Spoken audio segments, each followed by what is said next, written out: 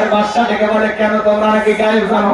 ডেকে বলে, বাদশা আমাদের পক্ষে স্বপ্নের ব্যাখ্যা, স্বপ্নের কথা দুইটাই বলা সম্ভব নয়। আপনি স্বপ্নের কথা বলবেন, আমরা স্বপ্নের ব্যাখ্যা বলে দেব, কিন্তু আপনি স্বপ্নে কি দেখেছেন এইটা বলার ক্ষমতা আমাদের নাই। বাদশা থেকে বলে, 7 দিনের আলটিমেটাম দিলাম, 7 দিনের মধ্যে স্বপ্নে আমি কি দেখেছি স্বপ্নের কথাও বলতে হবে, স্বপ্নের ব্যাখ্যাও বলতে হবে। যাও, 7 দিন পরে যদি না বলতে পারো সবাইকে শুলিতে চড়াবো, ফাঁসি দিয়ে মারবো। এই কথা বলে জালেম বাদশা তাদেরকে ছেড়ে দিল। জেলার জেলখানায় দিয়ে ঘুরতেছে। আল্লাহর নবী দানিয়েল দেখে বলে, জেলার দিকে আসো। দেখে মনে হয় টেনশনে আসো। বলে, হ্যাঁ টেনশনে আছি। কিসের টেনশন? বলে, আমার বাদশা একটা স্বপ্ন দেখেছে, স্বপ্নের কথা বলতে যাবে, স্বপ্নের কথা ভুলে গেছে, আর জনগণকে 7 দিনের সময় বেঁধে দিয়েছে। আল্লাহর নবী দানিয়েল দেখে বলে, জেলা তোমার বাদশার কানে খবর পৌঁছায় দাও, তোমার বাদশা স্বপ্নে কি দেখেছে, এই স্বপ্নের ব্যাখ্যাও জানি, স্বপ্নের কথা দুইটাই আমার জানা আছে। চিৎকার মেরে বলেন মারহাবা। এবার জেলার এক দৌড়ে চলে গেছে বাদশার কাছে। যা বলে, বাদশা যেখানে একটা কয়েদি আছে, সে আপনার স্বপ্নের কথা জানে, স্বপ্নের ব্যাখ্যাও জানে, আপনার টেনশনে ঔষধ আমি নিয়ে আসছি। বাদশা বক্তের আসর দেখে বলে, বাজান কই, বাজানকে আমার কাছে নিয়ে আসো। ঠেলার নাম বাবাজি। এইবার জেলার যা বলে, ও নবী দানিয়েল, বাদশা তোমার ডেকেছে। বলে, না আমি যাইতে রাজি নাই, আমার একটা শর্ত পূরণ করতে হবে, তারপরে আমি যাব। কি শর্ত? বলে, আমার 70,000 উম্মতকে আগে জেলখানা থেকে বের করে দেওয়া লাগবে, সবার শেষে আমি জেলখানা থেকে বের হবো। বলেন আল্লাহু আকবার। নেতৃত্ব যদি শেখা লাগে, নেতাগিরি যদি শেখা লাগে, নবীদের কাছ থেকে শিখতে হবে। বলেন আল্লাহু আকবার।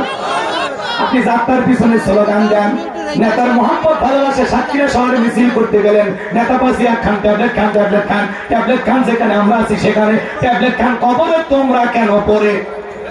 নেতার মিছিল করতে যায় 105 জনকে ধরে পুলিশ থানায় নিয়ে গেল, নেতা সহ।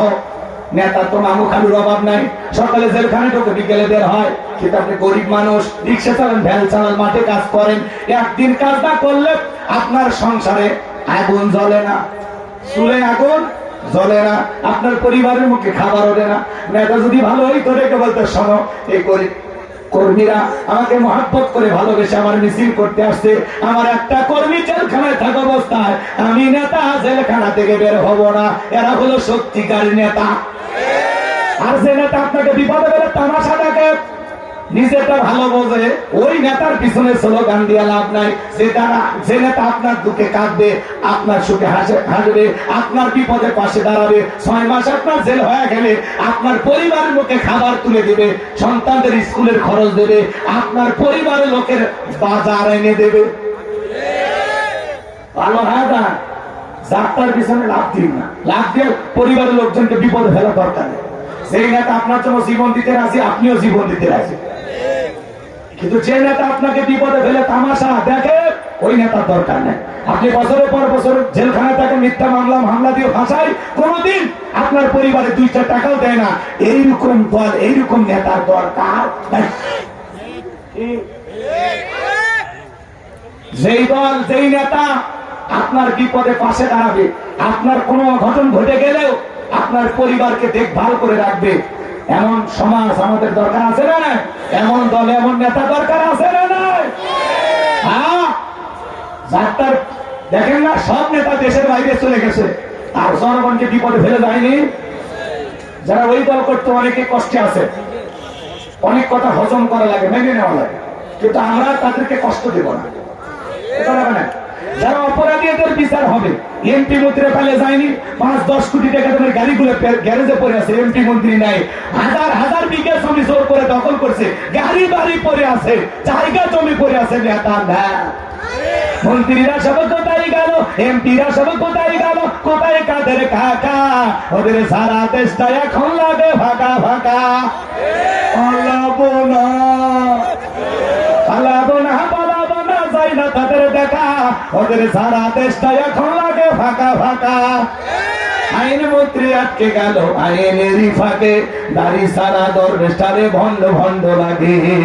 শুনেছি ভাই কত নেতা নেত্রী খাইতেছে ভাই ডান্ডা, বিচারপতি কালা মানিকের ফাটিয়েছে নাকি আন্ডা। আমার খবর না, মিডিয়ার খবর। এই বিচারপতি শামসুদ্দিন মানিক আল্লামা সাইদি হুজুরকে মৃত্যুদণ্ডের রায় দিয়েছিল। আমরা বলতে চাই, এই বিচারক নামের কুখ্যাত কালা মানিককে ওই ট্রাইব্যুনালে মৃত্যুদণ্ডের রায় দিতে হবে।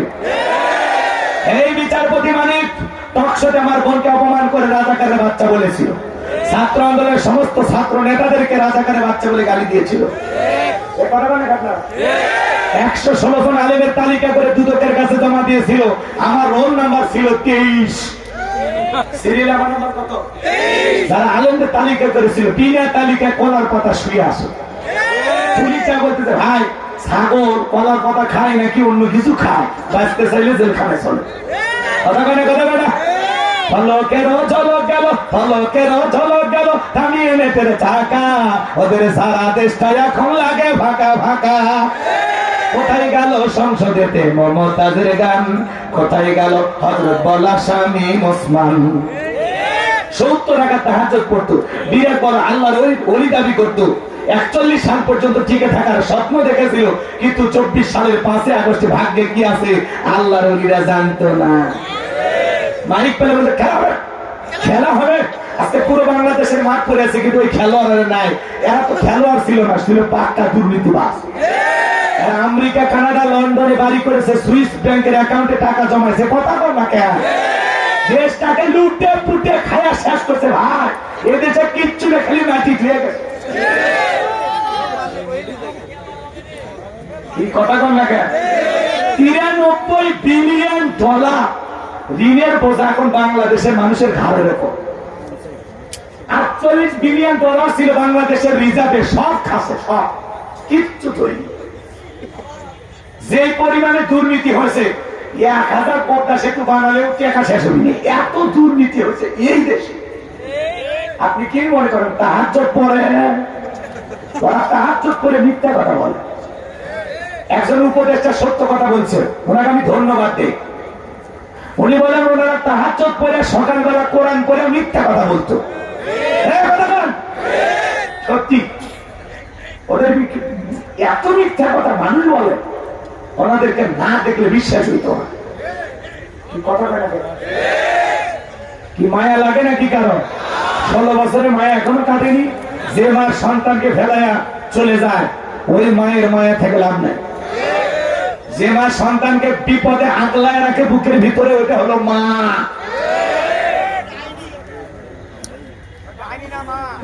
আমার ভাইয়েরা মন খারাপ করবেন না, বাজার লম্বা করার কোন সুযোগ নাই, সামনের দিকে আমি যাব। আমার ভাইয়েরা এইবার জেলা যা বলে বাদশাহ যে আপনার স্বপ্নের ব্যাখ্যা জানে, স্বপ্নের কথা বলতে জানে, তার একটা শর্ত আছে, তার 70,000 লোককে গ্রেফতার করা হয়েছে, তাদেরকে ছেড়ে না দিলে সে আপনার সামনে আসবে না। বাদশাহ দেখে বলে ওই বাজান যদি বলে এই দেশের আসামি কেন, পুরো পৃথিবীর সমস্ত আসামি ছেড়ে দিতে রাজি। বাজার যা বলে তুমি তাই করো।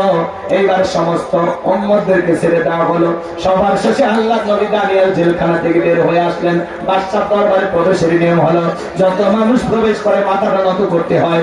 আল্লাহর নবী কি কোনো জালেমের কাছে মাথা নত করতে পারে? ইয়্যাকা না'বুদু ওয়া ইয়্যাকা নাস্তাঈন, আমরা তোমার ইবাদত করি, তোমার গোলামি করি, সাহায্য তোমার কাছে চাই। আল্লাহ ছাড়া এই মাথা কোনো পীরের কাছে নত করা যাবে না, নেতার কাছে নত করা যাবে না, জালেমের কাছে মাথা নত করা যাবে। আল্লাহ নবী তখন দেহটাকে আত্মসাৎ করে মাথাটাকে উঁচু করে কৌশল করে দরবারে প্রবেশ করলেন। এই দৃশ্য দেখার পরে বাদশা বক্তৃতা ডেকে বলে বাজান, যত মানুষ দরবারে প্রবেশ করে মাথা নত করে, তুমি কেন মাথা নত করলা না? আল্লাহ নবী দানিয়েল কৌশলে উত্তর দিয়ে বলে শোনেন যে আপনার স্বপ্নের কথা আমার মাথার মেমোরিতে সেভ করে দিয়েছি।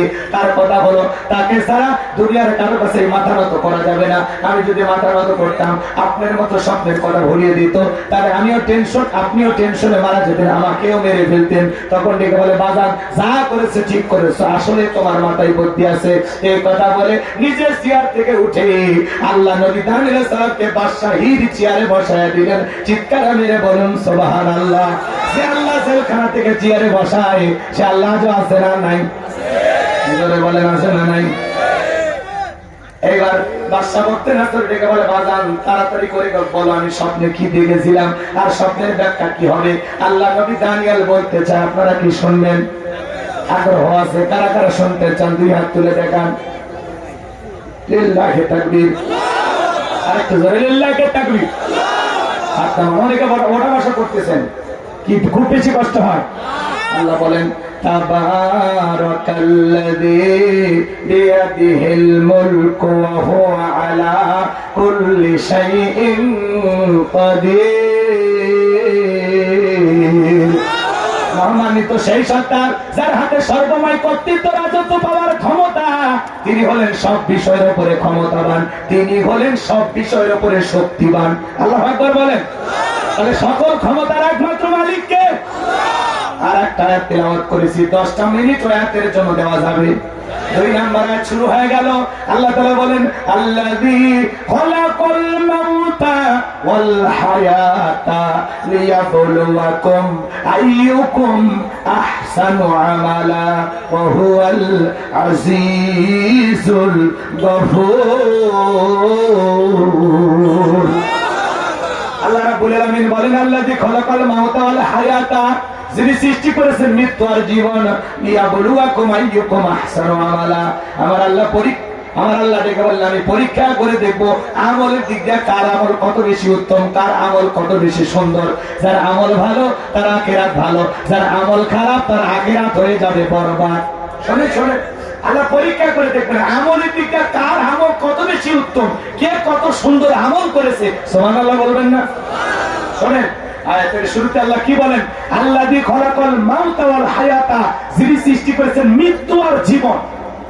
ভালো করে বোঝেন, এই পৃথিবীতে যারা যত বড় ক্ষমতাধর হোক, কোন মৃত ব্যক্তিকে জীবিত করার ক্ষমতা আমাদের আছে। তাম পৃথিবীর সমস্ত জালেমেরা ঐক্যবদ্ধ হয়ে আকাশের দিকে সমস্ত অস্ত্র তাক করে যদি গুলি বর্ষণ করে, আসমান থেকে এক ফোঁটা বৃষ্টি আনতে পারবে? সমস্ত অস্ত্র দিয়া জমিনের ভিতরে যদি গুলি বর্ষণ করে, গুলি নিক্ষেপ করে, বলেন তো বাজান, এই জমিন থেকে একটা আলু বের করার ক্ষমতা আমাদের আছে? যারা পাখির মতো গুলি করে মানুষ হত্যা করেছিল, একটা শহীদ আবু সাইদকে ফেরত দেওয়ার ক্ষমতা আমাদের আছে? একটা মুক্তকে ফেরত দেওয়ার ক্ষমতা আমাদের আছে? হাজার হাজার মুসলমানকে হত্যা করবেন, শিশুদেরকে হত্যা করবেন, শিশু থেকে বৃদ্ধ পর্যন্ত কেউ আপনাদের গুলির হাত থেকে রক্ষা পায়নি। আজকে সে সমস্ত পুলিশ ভাইদের পোশাক পরিবর্তন করা হচ্ছে। আপনারা শুনেছেন শিল্পী আসিফ, একটা শিল্পী আছে না গান গায়, ওনার নাম কি? আসিফ আকবর। এই শিল্পী এই পুলিশ আনসার র্যাব তাদের পোশাক দেখে তিনি বলেছেন, এই পোশাক যিনি ডিজাইন করেছেন, এই পোশাকের দায়িত্ব যাদেরকে দেওয়া হয়েছিল এদেরকে অতি দ্রুত গ্রেফতার করা হোক। সামাজিক মাধ্যমে সবাই জোর দাবি করেছেন যে এটা র্যাবের পোশাক হতে পারে না, এটা পুলিশের পোশাক হতে পারে না, এটা আনসারের পোশাক হতে পারে না। পোশাকের যে ডিজাইন করা হয়েছে, পোশাকগুলো যে কালারের বানানো হয়েছে, পোশাকগুলো যে ক্যাটাগরিতে তৈরি করা হয়েছে, আসলে প্রশাসনের এই 3 বাহিনীর সাথে এই পোশাকগুলো মানায় না, যায় না। দেখতে বিশ্রী লাগতেছে, অসুন্দর লাগতেছে, খারাপ লাগতেছে, কথা কয় না। এই জন্য সামাজিক মাধ্যমে সবাই এই পোশাকগুলোর বিরোধিতা করে বলতেছেন, যারা এই পোশাকের ডিজাইন করছে এদেরকে গ্রেফতার করা হোক। কথা কয় না। আসিফ আকবর লিখেছেন গ্রেফতার করা হোক। এইভাবে সোশ্যাল মিডিয়া সবাই নিউজটা প্রচার করতেছেন যে আসলে এটা পোশাক, এই পোশাক চলবে। তা আমরা বলতেছি শুধু পোশাক পরিবর্তন করলে হবে না, ওই পোশাক যে মানুষগুলো পরিধান করবে সেই সমস্ত প্রশাসনে ভাইদের মন মানসিকতারও পরিবর্তন করতে হবে। পোশাকে যাই আছে না, পোশাক আগের গুলো চলবে, কিন্তু আমরা সোনার মানুষ চাই। আমাদের কেনার টাকায় পোশাক তৈরি হবে, আমাদের কেনার টাকায় বন্দুক পিস্তল কেনা হবে, আমাদের টাকায় বুলেট কেনা হবে। আবার আমরা যদি কোন সঠিক দাবিতে প্রতিবাদ করি, ওই বুলেট দিয়ে আমাদেরকে হত্যা করা হবে, এমন বাহিনী আমরা চাই না।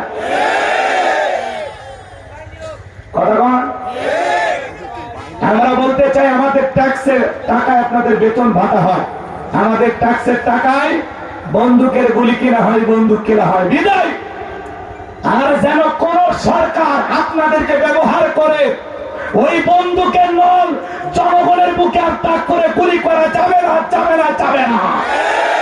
আমরা বলতে চাই 2024 সালের বৈষম্য বিরোধী ছাত্র আন্দোলনের মাধ্যমে যে নতুন গণবিপ্লব হয়েছে, এই গণবিপ্লবের অঙ্গীকার পুলিশ হবে জনতা, পুলিশ হবে জনগণের বন্ধু। কথা বলতে ঠিক কিনা?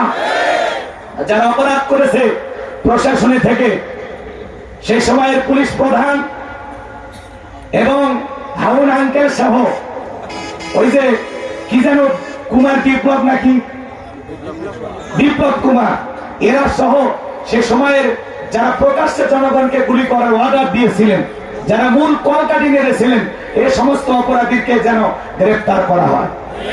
কথা বলে ঠিক কিনা? এছাড়াও যারা হেলমেট বাহিনী হয়ে বিভিন্ন জায়গায় গুলি করেছেন, এই ফুটেজ দেখে দেখে তাদেরকে যেন অতি দ্রুত গ্রেফতার করা হয়। শহীদের রক্তের সাথে বেঈমানি করবেন না, বেঈমানি করলে আপনারা পার পাবেন না।